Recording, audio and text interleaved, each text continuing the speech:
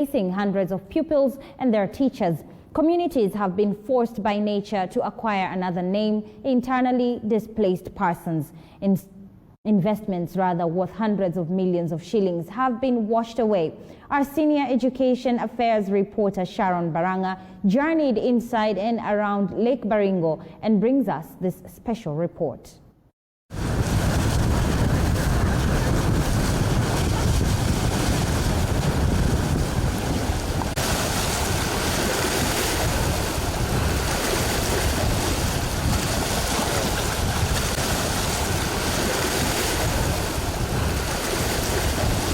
Lake Baringo in Baringo County is swelling, swallowing anything and everything that is close to it.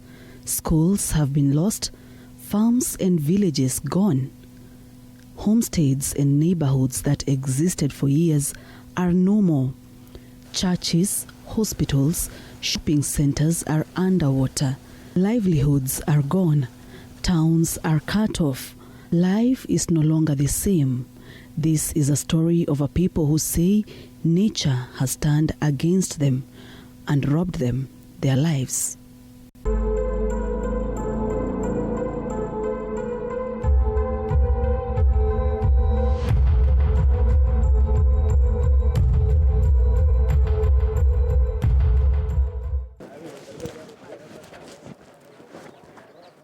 Oh, you can have that other side. It is 8 a.m. We are at the shores of Lake Baringo in Baringo County. I think inabaki hivi, si ndio? We are preparing to embark on a journey to assess the damage hidden in the deep waters of this lake. I had to muster a lot of courage before planning for this trip. This is because I have a phobia for large water bodies, but I had to tell the untold story inside the lake. Aboard our boat are police officers from Marigat Police Station, the chief of now a sunk location, and Parkolwa Sharif, the head teacher of Ngambo Primary School, one of the learning institutions that have been swallowed by the lake. Sharif is from writing a statement at the police station after he was informed that his school was being vandalized. Along the way we pass by dead trees that we are told were once on dry ground. Roofs of huts remain suspended in water. Evidence that once upon a time, not long ago, this was home for a number of people. We've traveled for almost an hour from the mainland into Lake Baringo. We are trying to locate some of the schools that have been submerged by the waters. And currently where we are on top of people's farms. They have been completely swallowed by the waters. We're just trying to locate and find our way because there is a challenge here. We have grass that is shifting from one point to another. So you might have traveled this place maybe yesterday and you found your direct way. But when you come maybe hours later, the route that you used has been completely blocked by the shifting grass and plants within the waters. 2 hours later, we are lost. We are deep inside the lake. Fear, frustration has begun to set in. But then, we spot an old man going about his fishing activities. He says he knows where Ngambo Primary School is. We take him as our guide. The highway, scratch that, water highway, to Ngambo Primary is not as smooth as it sounds.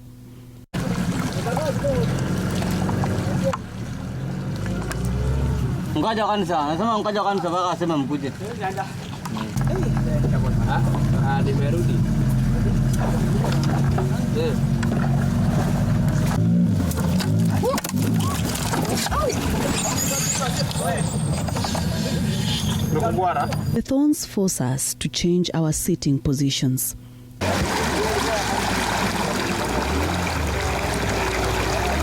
On the way, we pass by some houses that belonged to teachers. And minutes later, we arrive at what was Ngambo Primary School, an institution that was established in 1971 and has served the community in Baringo for close to 50 years. The school is completely submerged in water. Property worth millions of shillings has been lost here.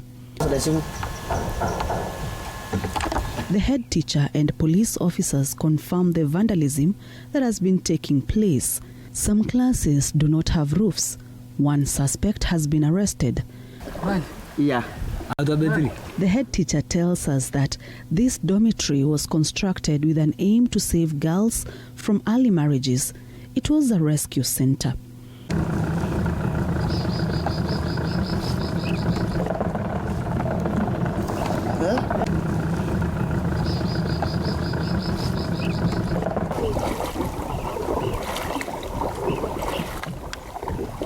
A few months into the year 2020, this school was bursting with activities and pupils' giggles. But now, only the birds of the air and the creatures in the lake can access this place, and of course, some criminals. Ng'ambo Primary School nilikuja 2019 na wakati huo maji bado haikuwa imefika kwa shule.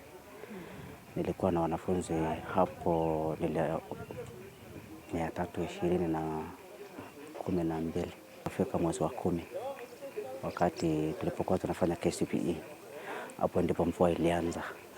Kutoka hapo maji ilikuja, floods from Perikara River, ikaanza kuja tu kusweep across the school. Alafu hapo kuna madarasa ya crack, kuna toilets pia collapse. Alafu kutoka hapo sasa maji ya lake kakuja kakutana na maji ya mtoni. Kaanza kumarun shule, kule kusunguka shule. Alafu kwa muda mfupi sana shule maji kaanza kuja na kupita lake kaswell. Ikapita shule. Alafu ilipofika mwezi wa pili tarehe 3 shule kabisa ilikuwa imesama maji. Ndio tukatoka, alafu tukakuja chuo. Ng'ambo primary na ng'ambo secondary. Hiyo watoto ya shule hiyo tayari saa hii hawaingii hiyo shule. Pia wananchi wamehama kwa hiyo eneo, kwa hivyo catchment area hiyo wanafunzi saa hii ni ngumu, wametoka nje ya maji. Leo nilifika shule nikapata shule imekuwa vandalized, mabati ya juu imeng'olewa, na kwa bahati nzuri raia wema walipata hao wakora ambao waliiba haya mabati na wakakamata wakaleta kwa police station. We have no hope that we are going back to that school, but luckily enough we have got a land to relocate the school. My peoples are currently at a place called Seriani. From Ng'ambo Primary School, we are on our way to Salabani Secondary School.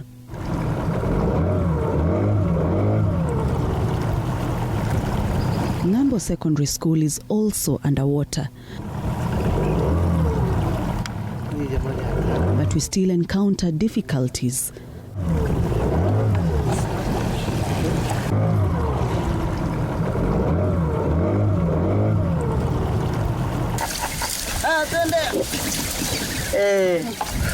Our boat gets stuck on some floating weeds on the lake.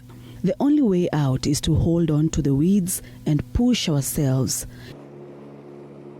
Eventually, we make it out to the deep waters. But once again, the journey is disrupted.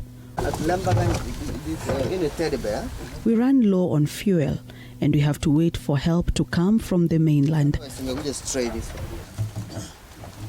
which comes after an hour.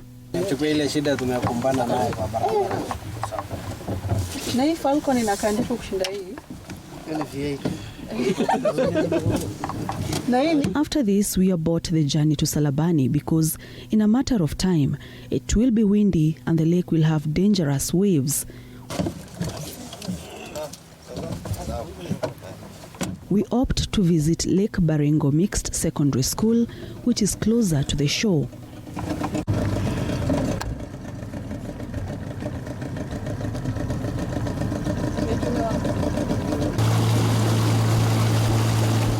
And the script is similar. The only difference is the name of the learning institution. Mimi mwenyewe I'm a resident of Lake Baringo, and mbele na hatukupata maji, hakuna maji ilikuja kiasi hiyo, hakuna. In fact, we used to travel several kilometers, about 7 to 8 kilometers to the lake itself, to fetch water there, or even to drive the cattle or the animals to drink water from the lake.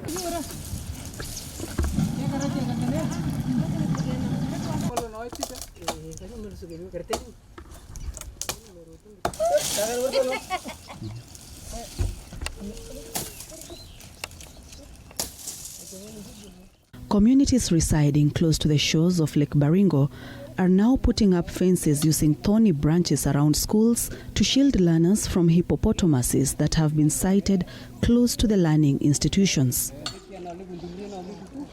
Because the hippos were practically in the school, there has been a fence put to obstruct. Hippos cannot jump over a fence. It's really a thorny fence. So that has kept the hippos off. But children are learning. In Kiserian, they are learning in the same school. And in Loruk, they are learning in the same school because classrooms were not affected. It's the toilets that were completely taken by water.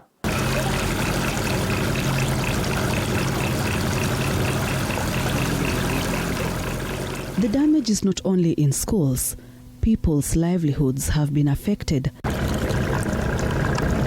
A few meters from Lake Baringo Mixed Secondary School is Soi Safari Lodge. The place has been shut down for months. Employees were sent home. An investment worth millions of shillings gone with the waters. The hospitality industry here is limping. We are talking about losses now. In 2019, at this period in time, the number of tourists had gone above 100,000, giving us 64 million.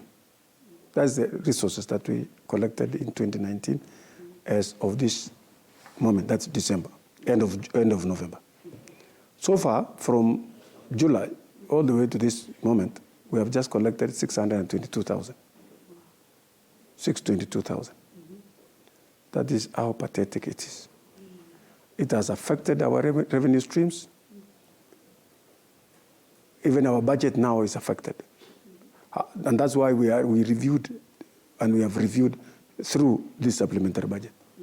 Because we had projected to collect slightly 392 million. So far, for the last 3 months, we are realizing we are not even getting closer to half of our projection. Because our major area of revenue is Lake Bogoria, which we could collect up to 89 million. And it was going up. It was in 2017, it was at 61. 2019, we were at 89 million. We're getting to 100 million. And we used to share that resource with the community. We used to give them 10% for welfare and support to the community. Business has gone down. Like now in Bogoria, we work together with Chamber of Commerce. So we did a research and we did some mapping. Now, like Robert's Camp is underwater. Soy Lodge is underwater. The entrepreneurship that was in the Coco Island, all of them were affected. They are all like 3/4 submerged. The business in Marigat has gone down because the road from Marigat towards Mochongoi was affected by the rising water. So the community there, those of them who had businesses closer to the lakes, all those businesses were submerged. The kiosks, the hotels, the small hotels, the few hotels who are there, all of them submerged. Our Langmi Bay in Kiserian is submerged. And we almost complete, we were to open this year. But all of it now submerged. We have a lot of money. So the business community has suffered a lot.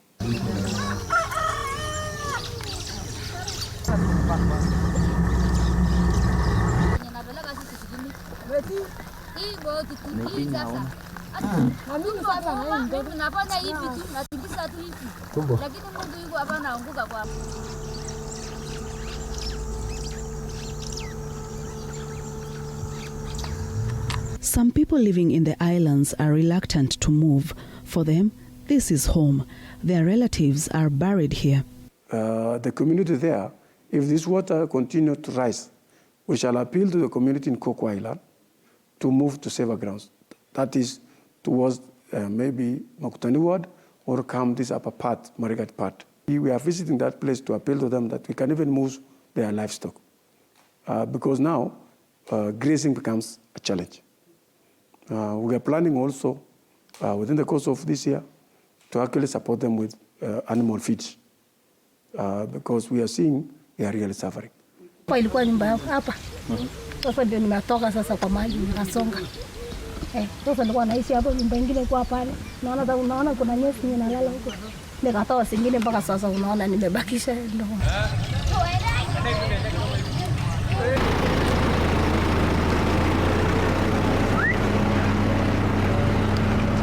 Some opted to move out. Nilisaliwa 1945 up to now. Na hii maji ilikujanga 1961. Na siku hiyo sisi hatujaweza kukaa karibu bahari, lakini baada ya bahari kusonga tukakaa kama mwenyeji.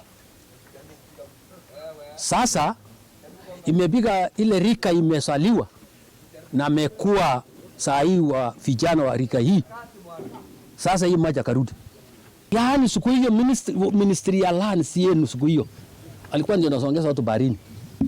Anapimia, unaona ile nyumba? Alipimia anambia ni plot yako. Siku hiyo maji ilikuwa mbele huko. Nani kwa makosa kati ya saa hii maji merudi? Wewe ukipima kama ofisa wa serikali. Nani kwa makosa? Iko makosa yule alichenga au iko makosa alipimia? Hebu niambie hapo. Iko mwenye kupimia, mimi nasema mwenye kupimia ndiko makosa. Basi tunaelekea, Mungu ametusaidia, tumepata msamaria mema, akatupatia kiwanja kidogo kule Kapsoi. Mahali tunaenda kuweka kanisa alafu tunabudu hapo. I am currently at what used to be Loruk Shopping Center along Marigat-Chemolingot Highway, but this place has been cut off due to the swelling waters of Lake Baringo. Now, for one to cross the less than 500 meters distance, there are two alternatives. You either use a boat and pay 30 shillings or go round on a rough road for 7 kilometers. Sasa shida ile imepatikana hapa saa hii ni mambo ya diversion. Diversion imeaffect economy ya hii center. Watu kutoka pale walikuwa wanakuja kununua vitu, inakuwa sasa watu wanapanda hii kitu inaitwa meli. Hii boat ndio wafuka ng'ambo ile. Kuna venye mtu natoka Marigat akiwa na mzigo. Akifika hapa inaforce kila kitu ipikwe bei kali. Na watu hapa wananunua unga, wananunua hiyo masukari, hiyo mahitaji yote itakuwa expensive pande yetu. So hiyo ni kitu ambayo imeaffect our economy. Sababu kama sukari ilikuwa inauzwa 100 itakuwa ni 150. Kama soda ili ya kununua 30 bob itakuwa 50 bob. Sina boga maji na kiboko iko na mambo iko. Na hiyo yote naona saa hizi naenda nyumbani mapema. Kwa sababu ya nagoba hawezi pika saa moja kama wepado yuko hapa. Na hii sanda naonekana hata mekusha kwa maana watu hawezi kucha ya ngambo iko kuroka ngambo. Kitu sinaomba serikali amua kama sisi watu asa sisi namna hii tu, sisi ukaa namna hii, sisi meona serikali hakuna sisi mestupa kabisa, kwa maana hawezi kuangalia watu yake serikali kana kina baada angalia watu yake, watu nangaika.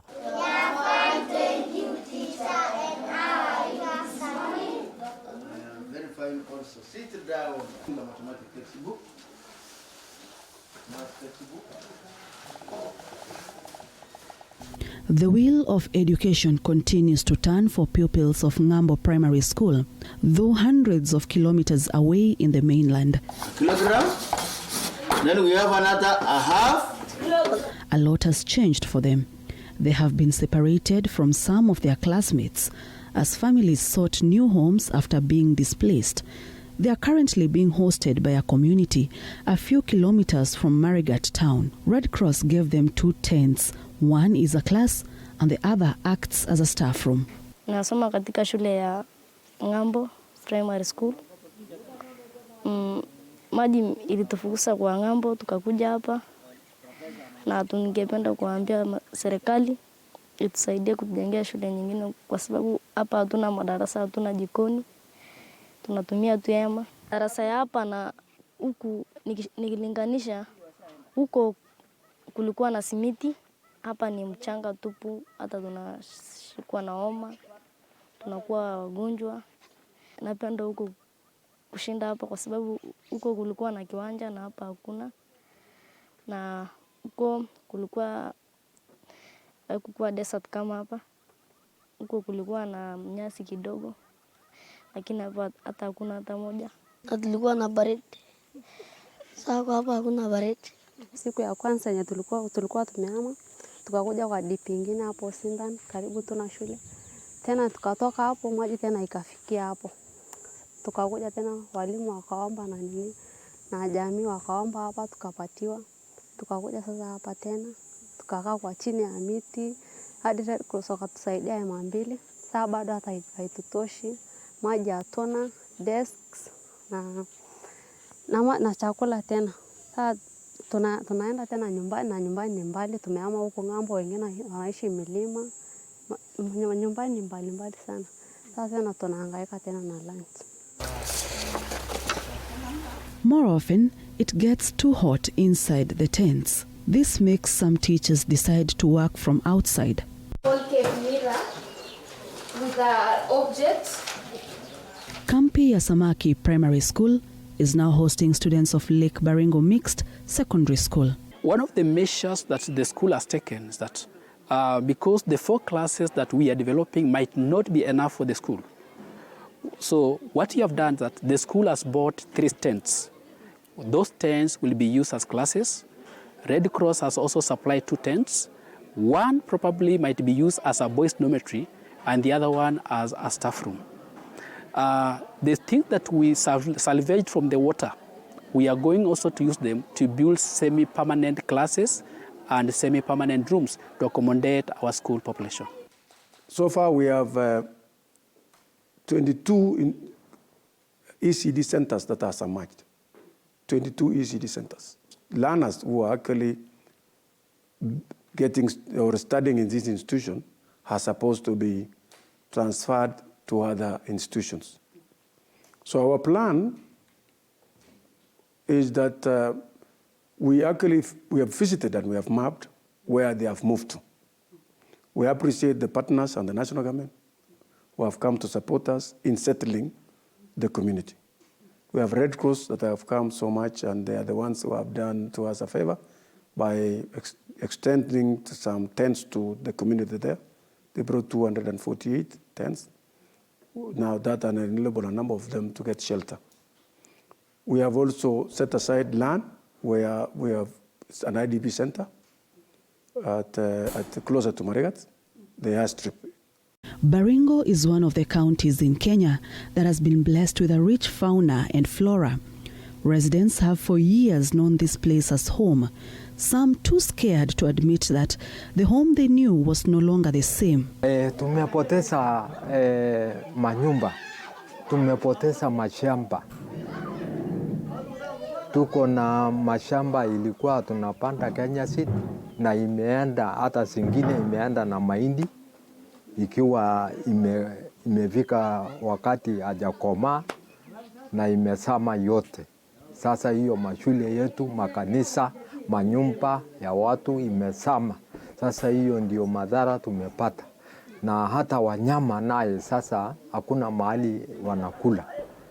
Wanyama hata wameathirika kwa hali ya kupata ile maji, sijui maji imekuwa mbaya. Kondoo imeisha kwa sababu ya ugonjwa ya mnyoo, mwingine ya pneumonia, mwingine na ugonjwa zingine hata hatujui ni nini. The entire population that have been affected is 3,086 households. That is the number that has been affected by the flooding. Yes, 3,086 in total. Yes, that's both learners and their parents and all of those that were residing in that very area. The flooding has also covered over 18 square kilometers. The cover itself, from where the lake was initially, the edge, to how far it has gone, it has covered a landmass of 18 square kilometers. As the volume of water in Lake Baringo continues to increase, the inhabitants of the islands are at risk. Wildlife is no exception. In October, 2 Rothschild giraffes were moved from Longicharo Island to the mainland.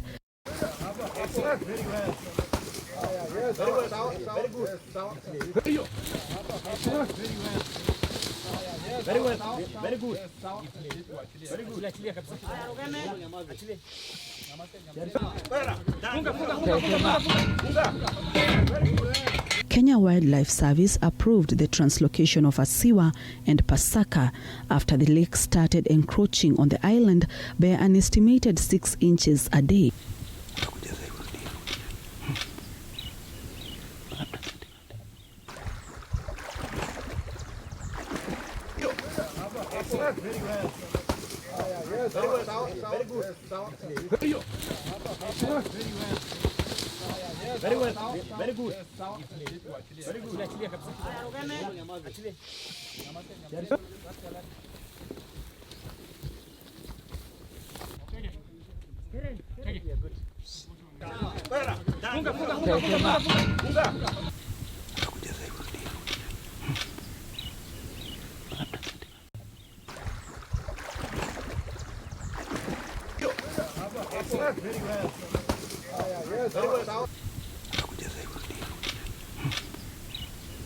The team tasked with moving the animals from the island have to calculate their moves, as it is no easy assignment. They scouted the island, placed traps in strategic places, and waited.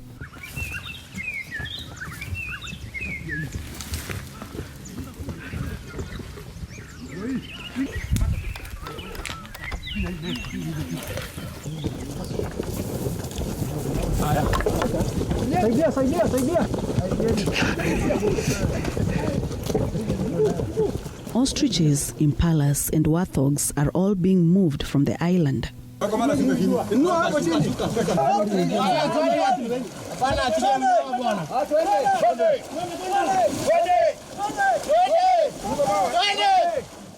When the lake level rises, it covers most of the grazing area where these animals can graze, and so the food density for the grazers and browsers is drastically reduced. I've so far moved 9 animals, 7 warthogs, 1 ostrich, and 1 impala. The exercise has been done very professionally. A good job has been done by the team that has been on the ground. This island was connected to the mainland initially, but due to the water level rise and they abruptly cut off this part of the mainland, now it is an island, and the forage material that is available is not sufficient to feed these animals. The best way is just to do active management by moving these animals to the mainland so that they can get sufficient feed. If the water continues, we will try as much as possible to move every single animal here to go to the drier part. Apart from the pythons, which are good swimmers, and the crocodiles, we leave them here. There are several theories attributed to the swelling of Lakes Baringo and Bogoria. We're still awaiting a report from the geologist to give us exactly what's happening, whether it's the aspect of plate tectonics or something beneath the heart crust. Even Lake Baringo, they used to have an outlet which was under the lake. And I'm told that it might have actually blocked, because we're almost worried that Lake Bogoria will actually join Lake Baringo, which could have been a disaster because it's a saltwater lake meeting a freshwater lake. Then the community there could have suffered a lot. Catchment imemalizika, miti imekatwa miti kwa catchment, kiasi kwamba maji samani ilikuwa nakuja ikasimama kidogo kwa maforest, lakini wakati huu maforest imemalizwa, so kiasi kwamba maji ikishuka tu kutoka binguni inakuja direct to Lake Bogoria. The communities here gave a history that occasionally this lake expands and then the water comes from below, then it stops. But how many minutes? Then it stops. Then after some time, normally in a cycle of 100 years, we are told that in 1912 it expanded larger than it has done now. Then that disappeared, then it has gone shrunk. Then now again it is expanding. It is only that in those days, until 1987, no people settled close to the lake. So even if it expanded, it never had a problem. But after 1987, remember this was a semi-arid area without any tree. So once this tree called Madenge was brought here, it facilitated people occupying those areas, because previously there was too much dust even to stay in this town, Marigat. So it is a geological phenomenon. It is not something that is relying on the rain, because as we speak, another secondary school called Sokote has been surrounded by water. The water is expanding and we have not had rain for over a month now. The issue of underground water melting, this is because water is reaching the base. Now, the ice water that is under the water bodies, because of the change of climate, it has forced the water to melt, what we call the melting of magmatic water. Now, this has affected the Rift Valley lakes in that it is giving us what we call an underground inlet, which making our lake, like for example, our Lake Baringo, to increase in water volume. Now, two, our Lake Baringo does not have an outlet. Now, the inlet waters do not have a way out. Now, when they miss a way out, it increases the water in that particular water body. The levels of the water are rising as a result of the balance of what is coming in, not balancing with what is going out. Basically, that is a simple way of looking at it. That means we are getting more into the lake than out, whatever we are getting out. The balance is what is causing us to have that kind of a rise. And why we are getting more coming into the lake is as a result of what is pouring into the catchment of the lake.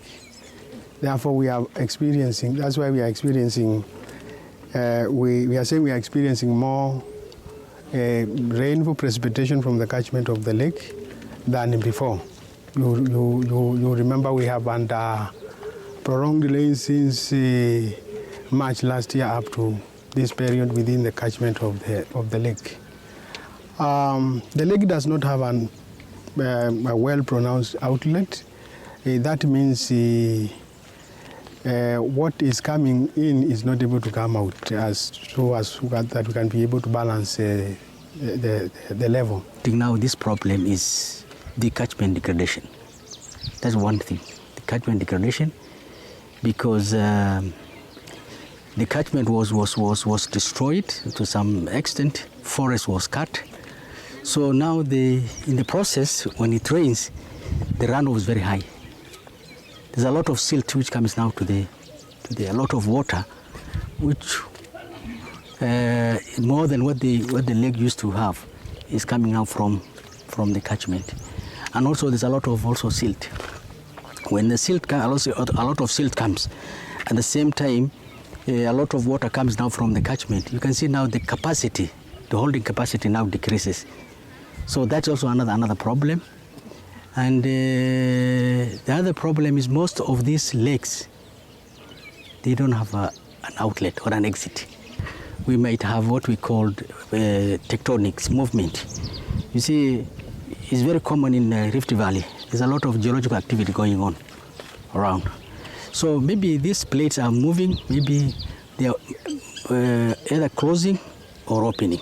When they close or when they slip one on another, now we normally experience what we call now the high rise of of the lakes or any water body. Geologists are currently crisscrossing Baringo County, researching on what could be the cause of the increase in the volume of water in Lakes Baringo and Bogoria.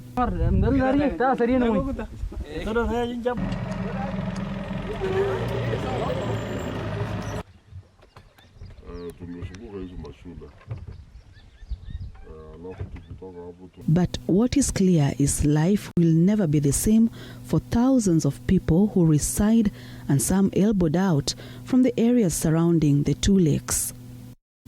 SHARON BARANG'A, TV 47, in the county of Baringo.